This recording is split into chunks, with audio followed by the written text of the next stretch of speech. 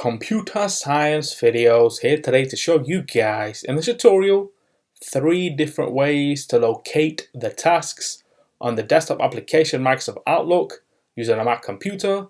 Without further ado, let us start the video. So in this tutorial, you need to have access to a Mac computer, have access to the desktop application Microsoft Outlook.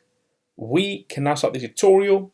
Before I start this tutorial, I would like to say that you are more than welcome to subscribe to my channel, Computer Science Videos. As we know, every problem is solved by indirection.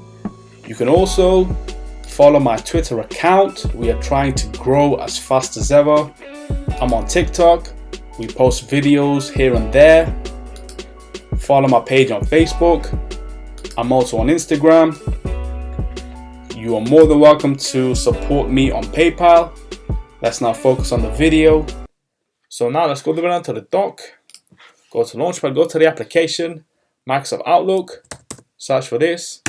Enter to open up the application. Wait for that to load. Once it has loaded, the first way to locate the tasks that you may have created within the Microsoft Outlook application is to go to the toolbar, go to View, navigate to, go to, and then we should see tasks there.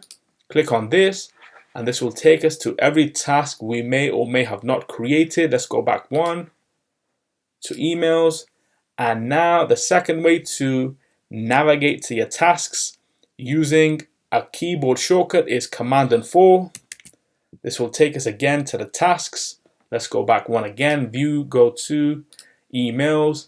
And finally, the third way to quickly locate the tasks that you may have created or not created is to go to the bottom left corner of the screen where we have the 5 options available again. So the first one is email, second one is calendar, third is people, and the fourth is tasks. Click on this and there we go. So then we can start to create tasks, allocate those to users if we need to, send emails with these tasks in them.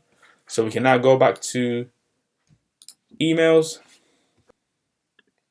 We can now quit the Outlook application.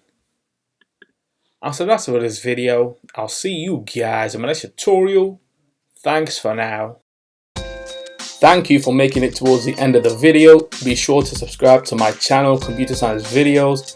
Be sure to check out the previous video on screen now, or you can ideally click on the playlist and watch all the journey for computer science videos from the start until now.